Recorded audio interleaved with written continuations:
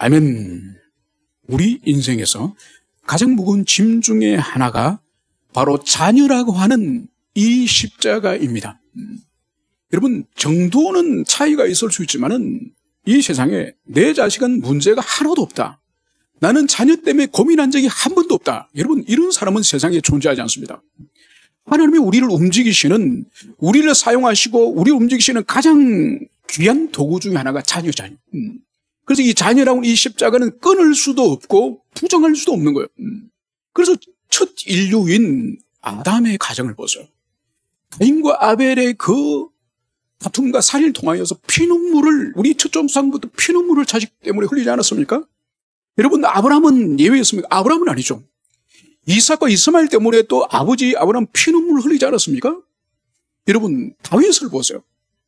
다윗은 그의 첫 번째 아들 이 암논이라고 하는 이 고약한 아들, 이 아들이 여동생을 강간하고 그 아들을 또 징계하지 않으므로 이 셋째 아들 압살롬이 또 형을 또 살인하고, 그리고 그 압살롬이 또 아버지를 죽이고 나라를 차지하려고 반역을 꾀하는 패륜을 저지르지 않았습니까? 그리고 이 다윗이 죽기 직전엔 아도니아라고 하는 이 아들이 또 반역을 일으켰죠. 그래서 다윗은 왕이 되고 난 이후 죽는 순간까지 자식 문제로 그가 하루도 평안할 날이 없었습니다. 그래서 자녀 문제는 어쩌면 눈을 감는 그 순간까지 영원히 십자가라고 할 수 있습니다. 여러분, 반대로 그러면 부모의 짐을 물려받는 이런 일은 없을까요? 여러분, 오늘 성경에서 우리가 다루는 이 히스기야, 이 히스기야를 바르게 이해하려고 하면은 히스기야의 아버지 아스를 우리가 이해해야 됩니다. 그래서 이 히스기야는 아버지가 평생 동안 하나님의 질서와 하나님의 이 율법과 하나님을 섬기는 여호와의 신앙을 파괴하고 뒤집고 이것을 엉망진창으로 만든 아버지의 그 무거운 짐을 제자리로 옮기는 이 일을 아들 히스기야가 한 거예요. 그래서 오늘 히스기야에게는 아버지 아스의 삶이 자신의 십자가가 돼서 평생을 아버지가 뒤집어 놓은 이 여호와 신앙을 어떻게 다시 새롭게 제자리에 놓는지, 그것이 오늘 일부분을 오늘 살펴보고자 합니다. 여러분, 이 히스기야는 왕이 되고 나서 제일 먼저 뭘 했는 거 아닙니까? 그의 이 행적에 대해서 제일 먼저 기록하는 것은 왕이 되고 난 이후에 성전의 문을 열었으니, 왜냐하면 아버지 아스 왕이, 이 사람이 이 남유다의 20명의 왕 가운데서 가장 사악한 왕을 꼽으라고 한다면 1, 2등에 들어갈 사람이에요. 이 아스 왕과 그의 손자 므낫세, 이 두 사람은 어떻게 다윗의 혈통에서 이런 사람이 태어났을까? 그런 의문이 들 정도로 아주 지독한 우상 숭배자였습니다. 그래서 이 아스는 왕이 되자마자 제일 먼저 바알과 아세라를 숭배하기 시작했습니다.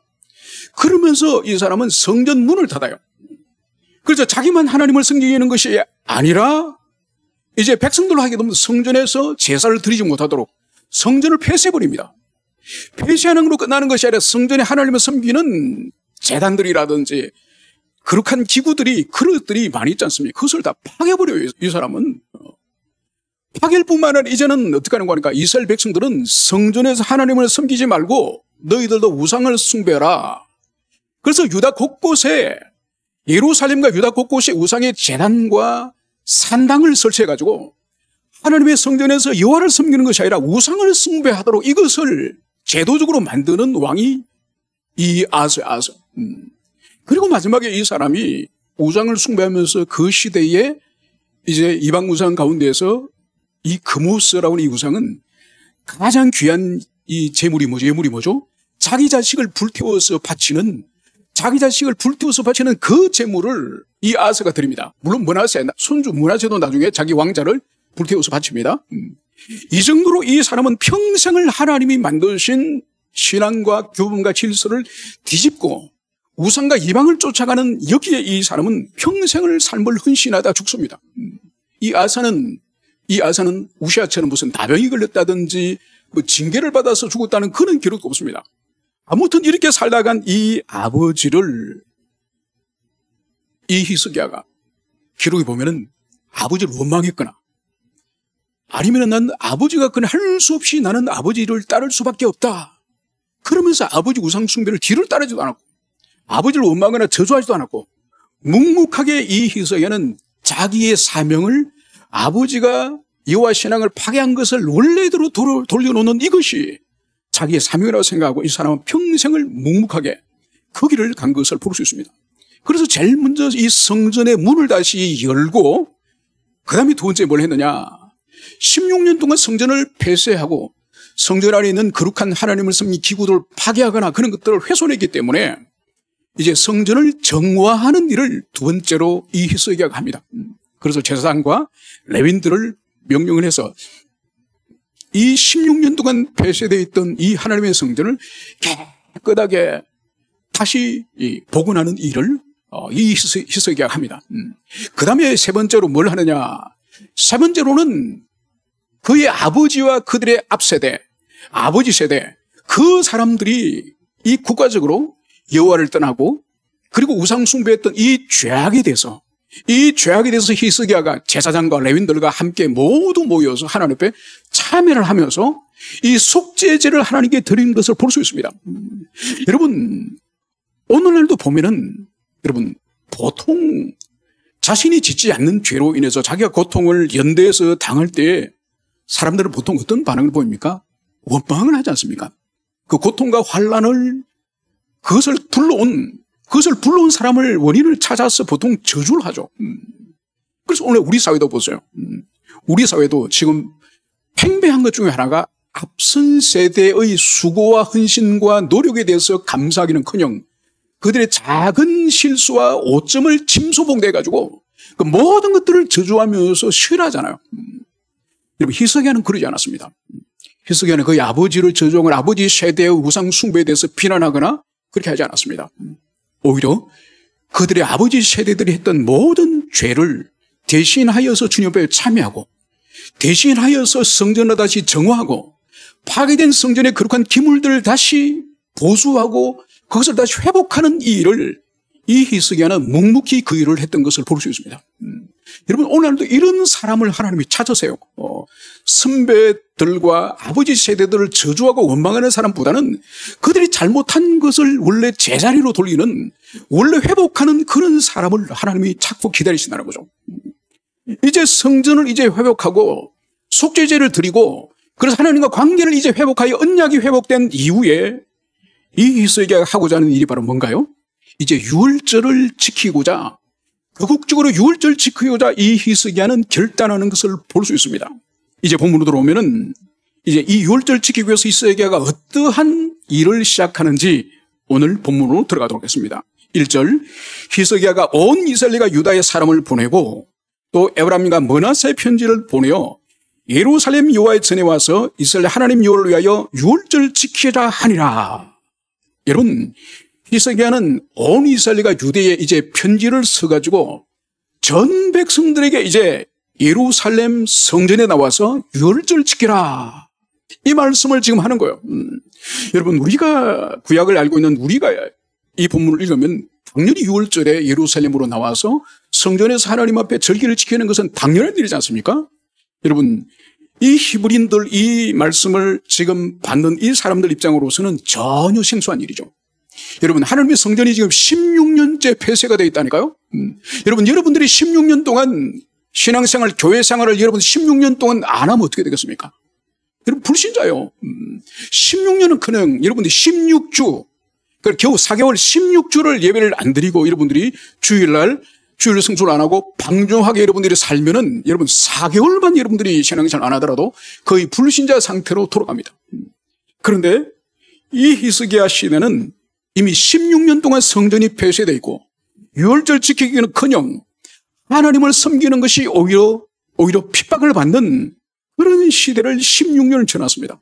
그래서 히스기야가 이제 다시 다 예루살렘 성전으로 나와서 이제 여호와를 위하여 유월절을 지키자, 이 명령을 왕으로서 이제 명령을 하는 것을 볼 수 있습니다. 여러분, 유월절은 이 이스라엘 백성들에게서는 정체성의 본질이 유월절이에요. 그들이 430년간 이집트에서 종으로 노예로 살지 않았습니까?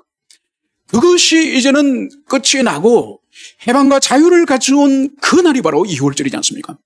그래서 어린 양을 잡아서 그 고기를 먹고 피를 문방과 인설주에 바를 때에 그날 밤에 하나님의 사자가 지나가면서 이 피를 바르지 않는 가정에 있는 모든 사람의 첫 번째 초태생과 짐승의 첫 번째 초태생들이 다 죽임을 당하지 않습니까?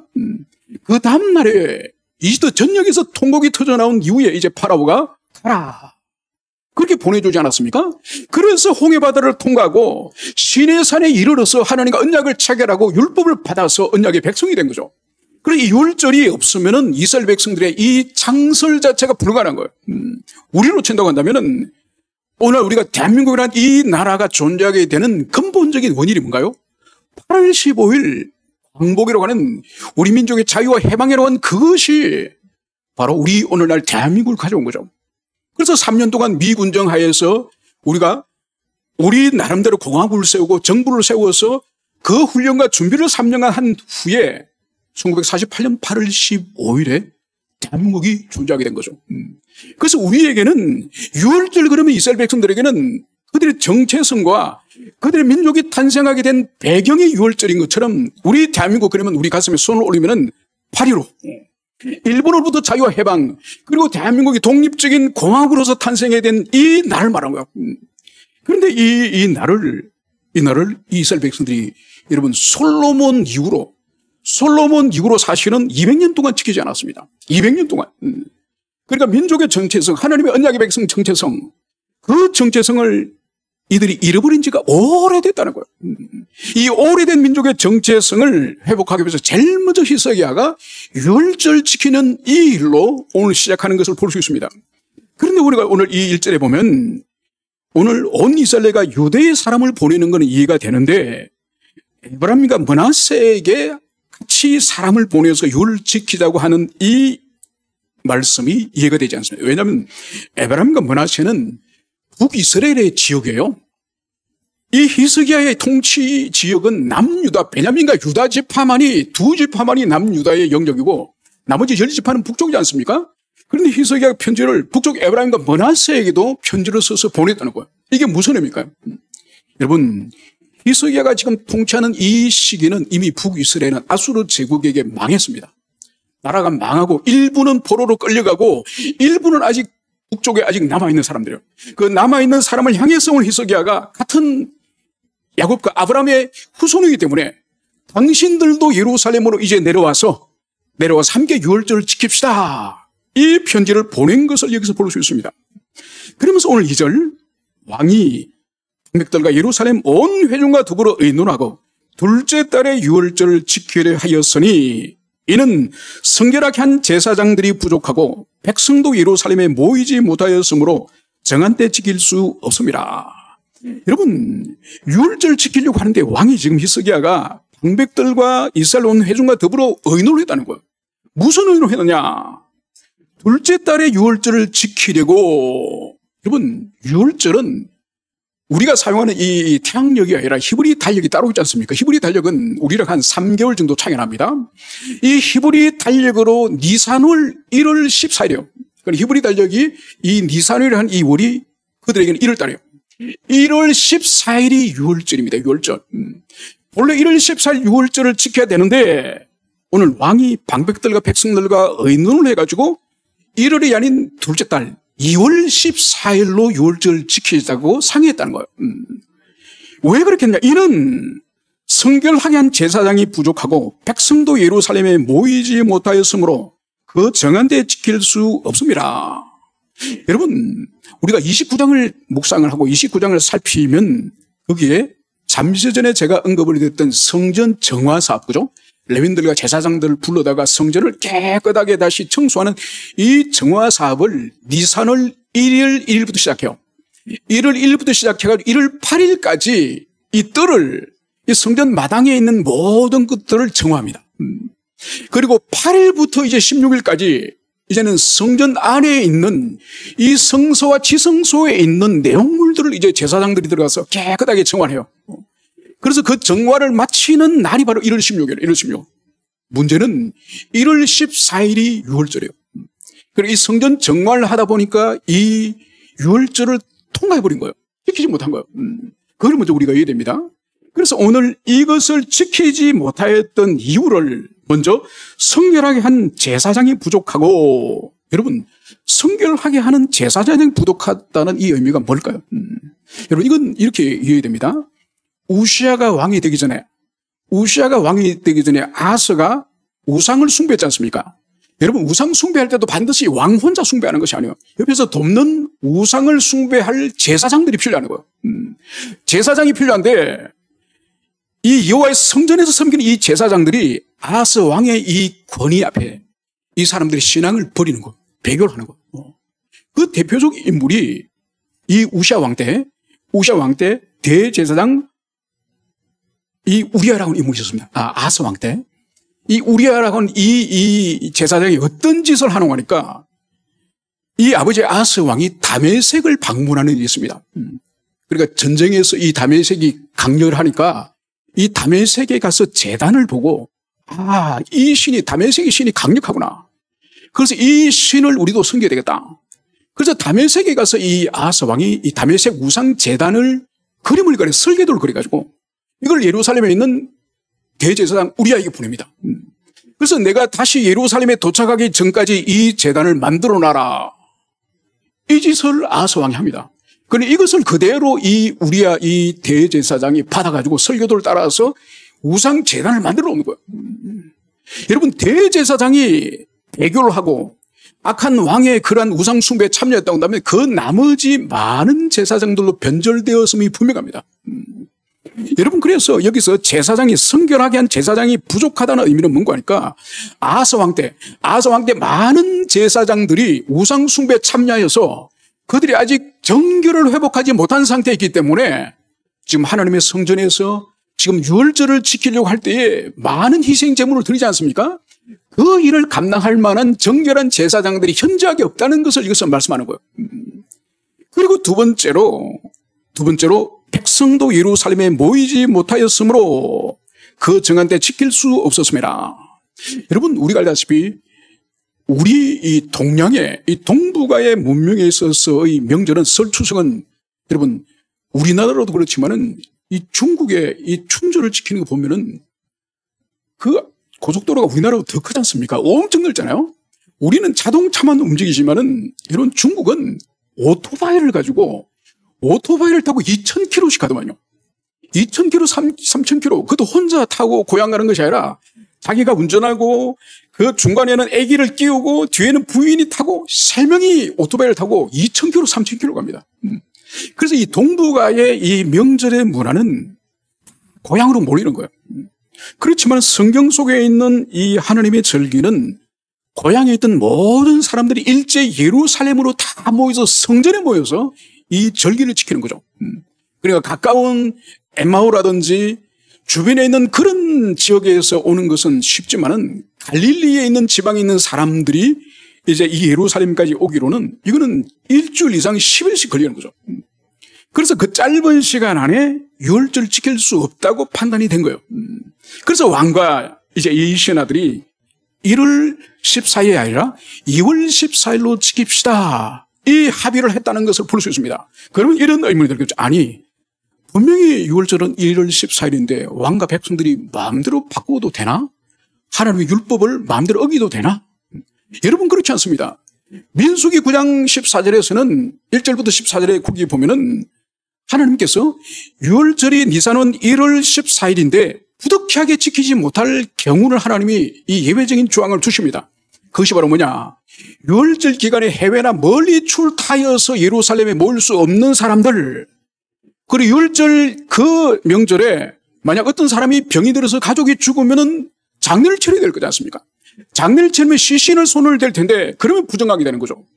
그렇게 부정한 사람은 1월 14일이 아니라 한 달 후 두 번째 이 예외적인 6월절을 2월 14일 지키도록 민수기에 이미 하나님이 말씀하셨습니다. 그래서 왕과 신하들이 왕이시여, 이번 1월 14일 니산월은 우리가 안 되겠습니다.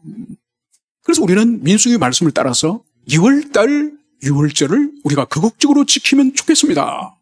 그것은 율법에도 어긋나지 않습니다.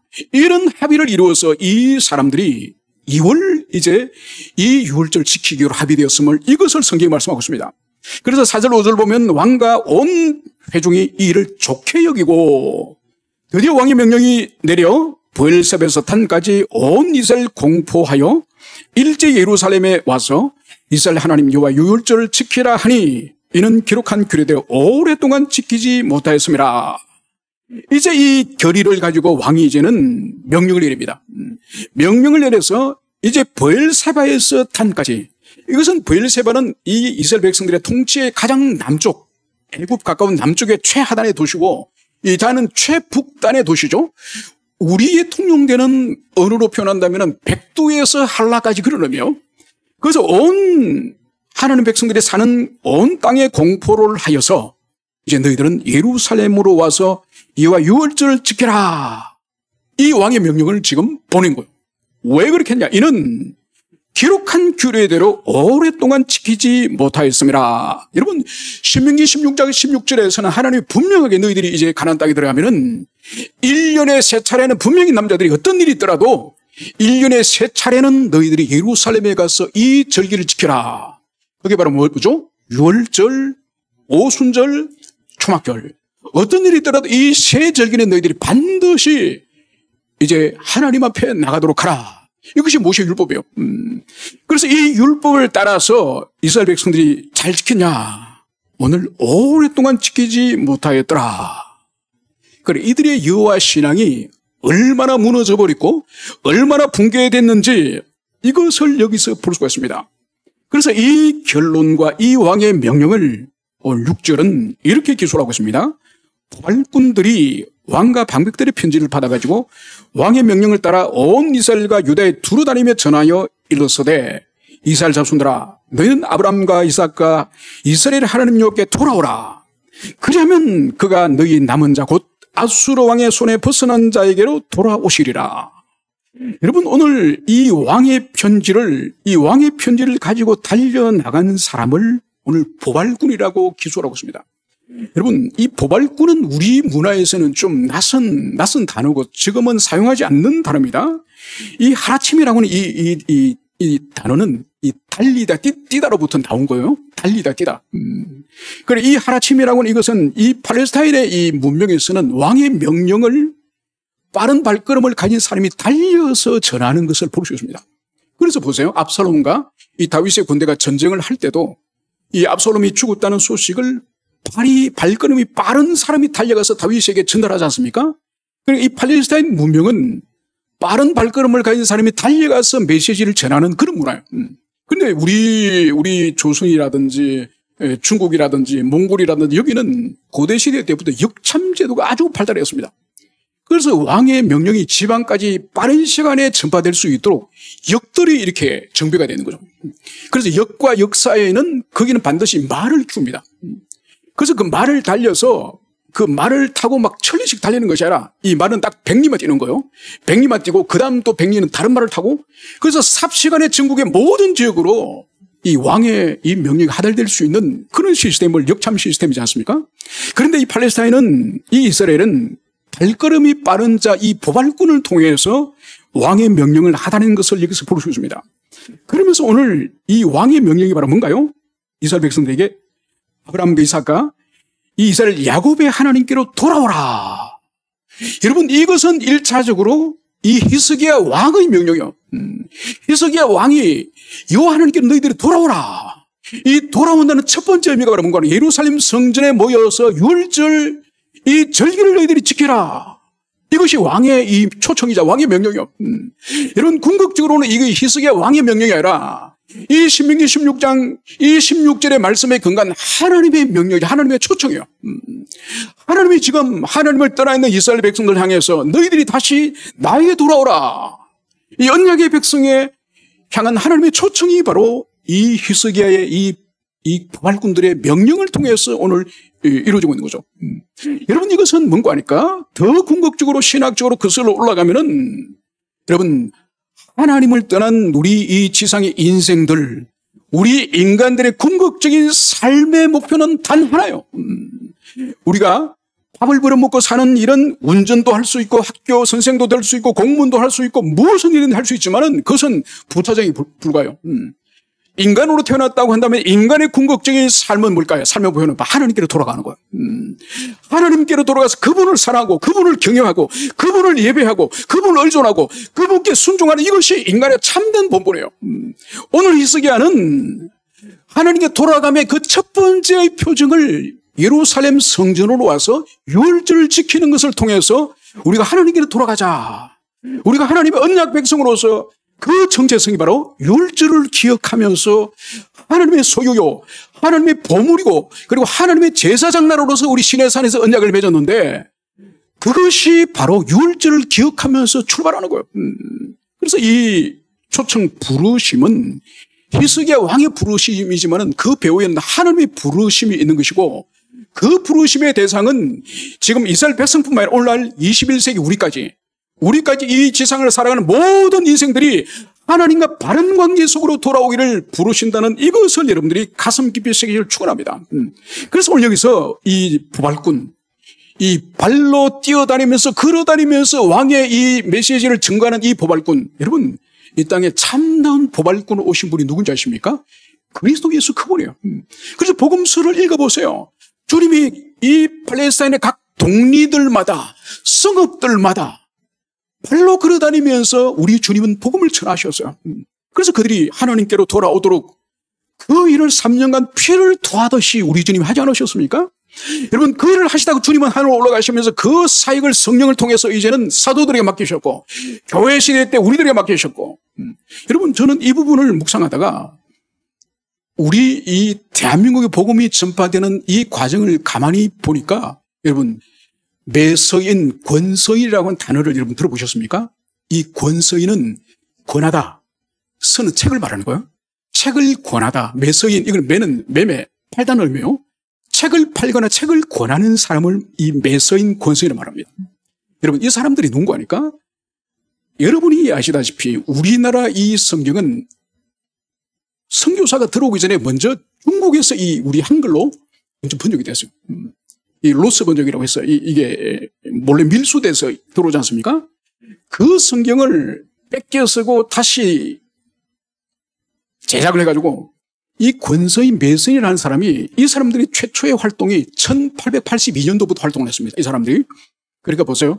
이 한량의 한편에서는 이모군란이 일어나가지고 세상이 뒤집어지고 세상이 뒤집어졌는데 다른 한편에서는 하나님이 권서인 매서인을 이 땅에 세우셨습니다.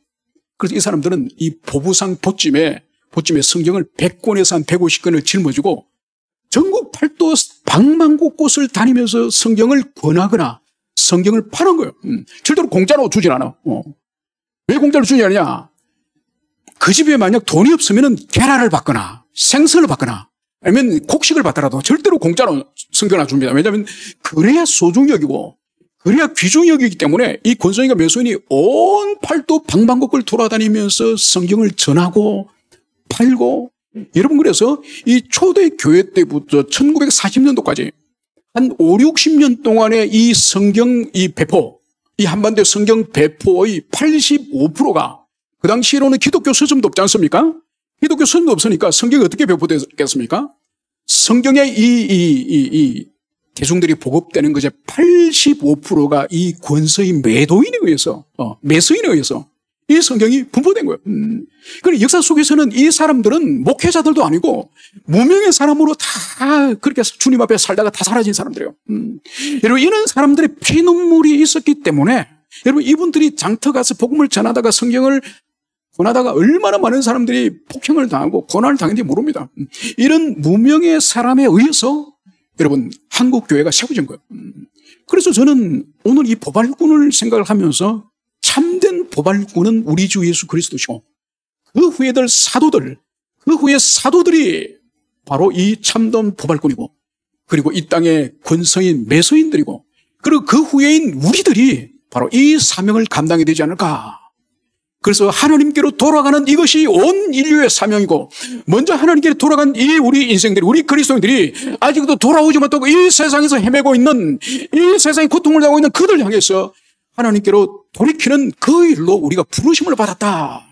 이것을 우리가 가슴 깊이 새겼으면 좋겠습니다.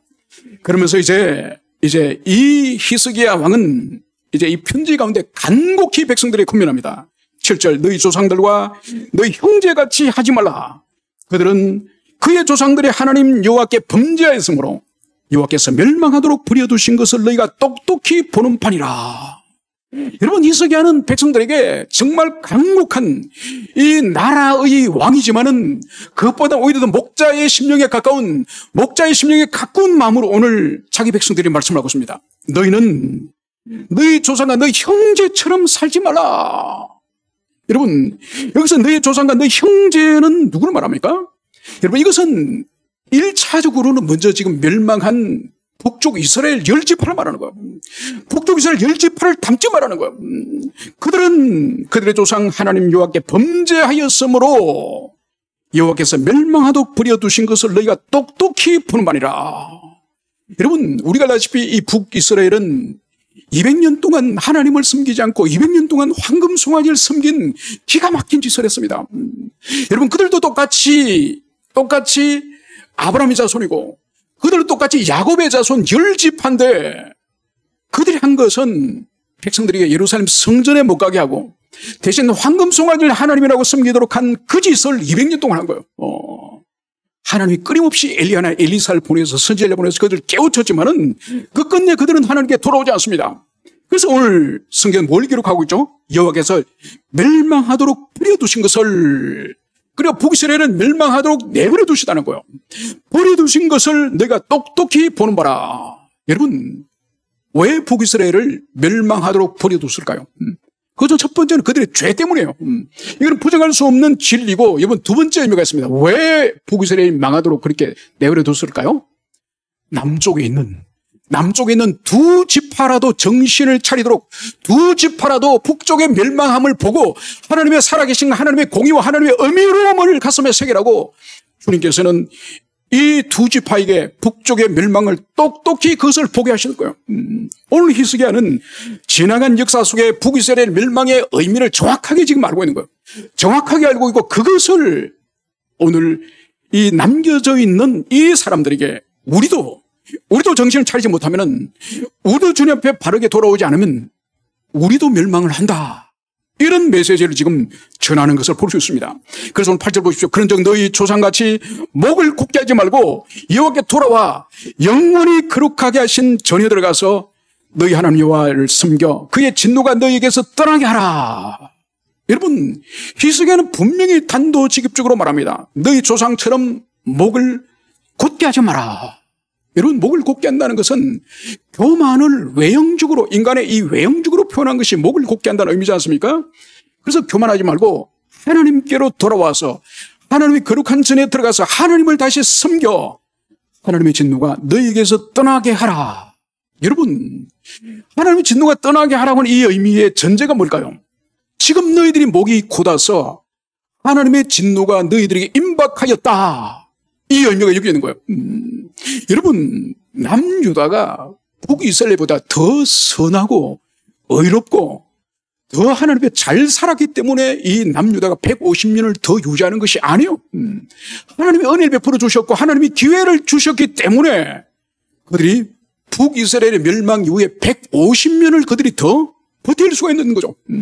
그들도 교만하였고 그들에게도 하나님의 진노가 임박하였다는 것을, 이것을 말씀하고 있습니다. 그래서 너희들이 순종하여서 하나님의 진노가 떠나게 하라. 이 말씀을 여기서 하고 있는 거죠.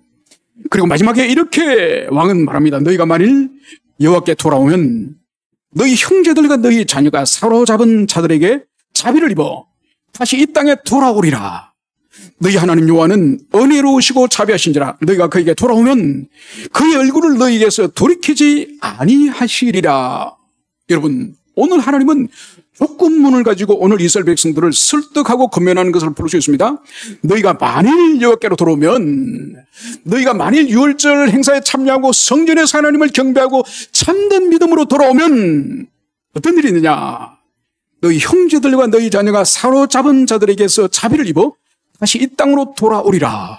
여러분, 이게 바로 북쪽 10지파가 이미 아수르 제국에게 망하고 그 북 10지파의 일부가 지금 아수르 제국의 포로로 끌려갔지 않습니까?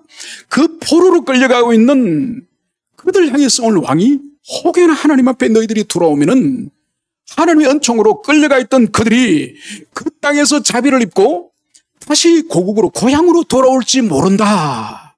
이 말씀을 역사하는 거예요. 여러분, 저는 이 부분을 묵상을 하면서 지금 현재 우리나라가 지금 당하고 있는 이러한 상황과 비교하면서 묵상을 했습니다. 우리가 알다시피 캄보디아에는 거대한 범죄 집단이 있습니다. 그것은 전 세계 66개 나라의 청년들이라 그러더만요. 이 아시아 몇 개 나라가 아니에요. 이 범죄 단지에 수용되어 있는 이 사람들이 얼마나 많은지 전 세계 66개국의 청년들이 거기에 갇혀 있는 거야. 그래서 거기에서 전 세계 사이버 범죄와 그런 악한 짓을 통해서 이 캄보디아라고 하는 이 국가의 이 나라 국부의 50%를 범죄 이 수익으로 나라가 운영되는 거예요. 그 정도로 엄청난 일이 벌어졌습니다. 그 가운데 가장 많은 희생자가 이 대한민국 청년이에요.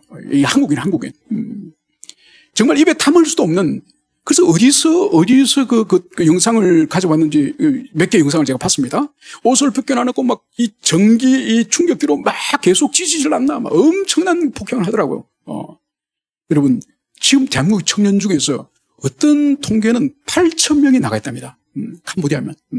근데 그 신원을 파악할 수 없는 거예요. 추정수가 8,000명이랍니다.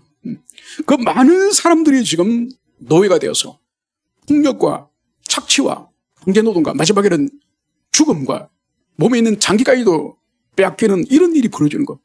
저는 이 일이 예표적인 일이라고 생각합니다. 예표적인 일. 그러니까 우리가 하나님께로 돌아가지 않고 우리가 회개하지 않고 우리가 참여하지 않으면 이 8,000명의 청년이 문제가 아니라 우리 대한민국 전체의 국민이 그런 노예적인 비참한 삶 가운데 우리가 떨어질 것을 미리 보여주는 예표적인 사건이 캄보디아 이 범죄 이 집단의 범행이라고 저는 생각합니다. 여러분, 이 히스기야 이 말씀은 나중에 정확하게 150년이 지나고 나서 북쪽이 아수르에게 망했다고 한다면은 이 남유다의 이 두 지파는 결국은 150년 지나고 나서 이들이 망하지 않습니까? 이들은 바벨론에게 그대로 아수르에게 당했던 수치와 모욕과 비참함을 바벨론에게 그대로 당합니다. 그러니까 지금 이 히스기야가 너희들이 하나님께로 돌아오면은 너희들의 이 형제들, 처자식들, 그들이 아수르 제국으로부터 붙잡혀간 그들이 돌아올지 모른다. 그들이 은혜를 입을지 모른다. 이 말을 이렇게 하고 있습니다. 그래서 이 말씀을 우리가 가슴에 새기면서 우리의 삶의 자리가 하나님을 떠나있다고 한다면 그 자리로 다시 돌아가는 것이 우리의 삶의 자리고 우리의 형제들과 우리의 동포들과 우리 국민들이 하나님이 지정해 주시는 그 자리를 만약 떠났다고 한다면 우리가 모두 자기 앉은 자리에서 일어나서 다시 하나님이 원하시는 그 자리로 돌아가는 그것이 바로 이 말씀의 의미인 것을 이것을 여러분들이 가슴 깊이 새기시길 축원합니다. 그러면서 이 편지가 이제는 10절에 보면 보발꾼이 에브라임과 므낫세 지방 각 성읍으로 두루 다녀서 스불론까지 이르러서나 사람들이 그들을 조롱하며 비웃더라. 여러분, 왕이 보발꾼을 보내서 왕의 이 칙령을 이 명령을 온 나라 전체에 전달했지만은 여러분, 오늘 이 왕의 이 명령 앞에 모두가 예루살렘으로 나와서 유월절을 지킵시다. 다시 하나님께로 돌아갑시다. 여러분, 이 왕의 명령을 아멘, 할렐루야. 여러분, 이렇게 받았다고 말씀하고 있습니까? 아니에요, 여러분. 오늘 성경은 대부분의 사람들이 이 보발꾼의 이 메시지를 조롱하며 비웃었더라. 여러분, 조롱하며 비웃었다는 의미가 뭘까요? 왕의 명령을 하찮게 여기며 왕을 멸시하고 왕의 배후에 유월절에 초청하시는 하나님의 이 초청을 지금 묵살하고 거절하는 이 악한 모습이 여기 있음을 볼 수 있습니다. 여러분, 이들이 사실은 북쪽에 있는 이들이 사실은 200년 동안 유월절 지키지 않은, 솔로몬 이후로 200년이 지나도록 이들이 하나님을 섬기지 않은 배교적인 황금송아지 숭배를 하였던 이러한 결과예요. 여러분, 그렇기 때문에 하나님을 오래 떠나 있으면은 여러분, 하나님을 떠나 있는 그 상태가 편안하고 그 상태가 자연스러운 거예요. 여러분, 그 삶을 다시 깨뜨리고 하나님 앞에 나오는 것은 더 고통스러운 거예요. 여러분, 그래서 신앙생활에 있어서 아주 중요한 원리 중에 하나가 바로 뭔가 하니까 형식을 버리지 않는 거예요. 형식을 버리지 않는 것.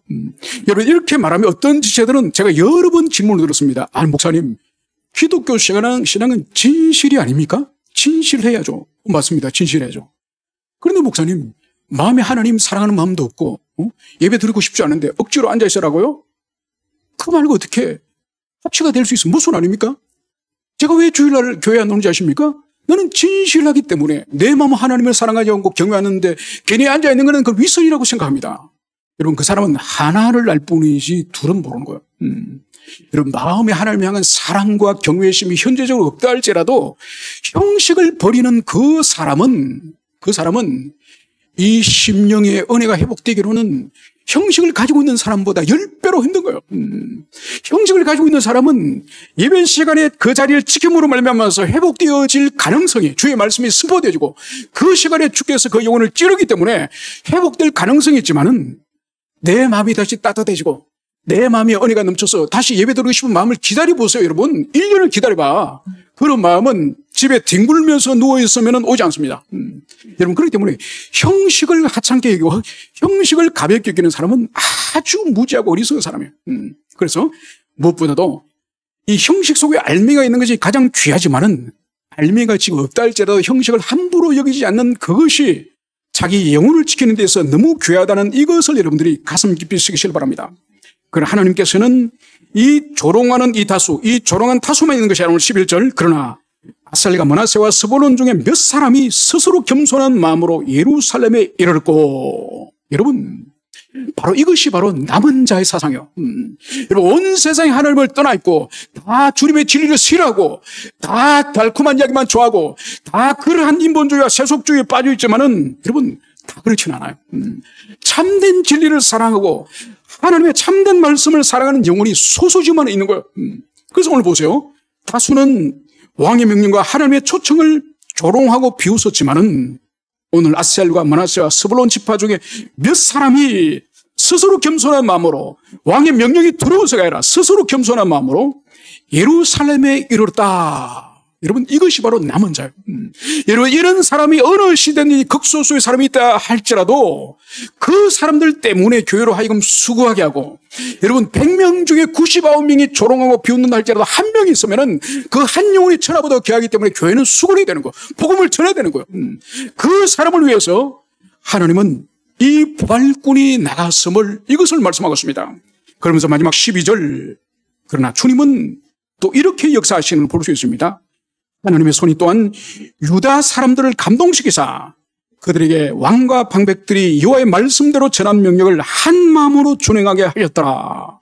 여러분, 북이스라엘에 있는 그 수많은 사람들은 하나님의 초청을 거절했지만은 이 남유다에 있는 이 사람들은 하나님이 감동을 주셔서 그들의 심령에 역사하셔서 그들에게 왕과 방백들의 그 서찰, 그 편지를 그대로 전한 명령을 이제는 받아들여서 이 사람들이 한 마음이 돼서, 마음이 찢어지고 나눠지는 것이 아니라 한 마음이 돼서 준행하게 하셨더라.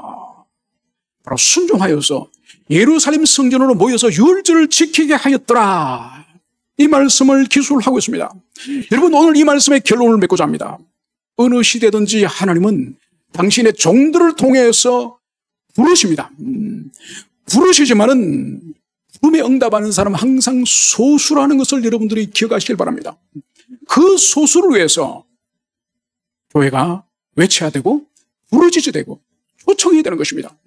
그리고 그 초청의 그 주체는 우리 주님이 직접 하셨던 것처럼, 사도들이 했던 것처럼, 그리고 교회 시대 때 일꾼들이 했던 것처럼 우리 또한 우리 주변에 있는 그리스도를 모르는 영혼, 하나님을 모르는 영혼들 향한 최고의 이 자선, 최고의 헌신, 최고의 사랑의 표현이 바로 뭘까요? 그들을 하나님께로 돌아가게 하는 거예요. 그것이 복음 전파예요. 그래서 여러분, 이 참된 부활꾼에 앞서가신 우리 주님을 뒤따라서 우리 자신들도 부활꾼이 되기를 자원하며 복음 전파를 자원하는 모든 우리 교우들이 되기를 축원합니다. 함께 우리 기도하시겠습니다.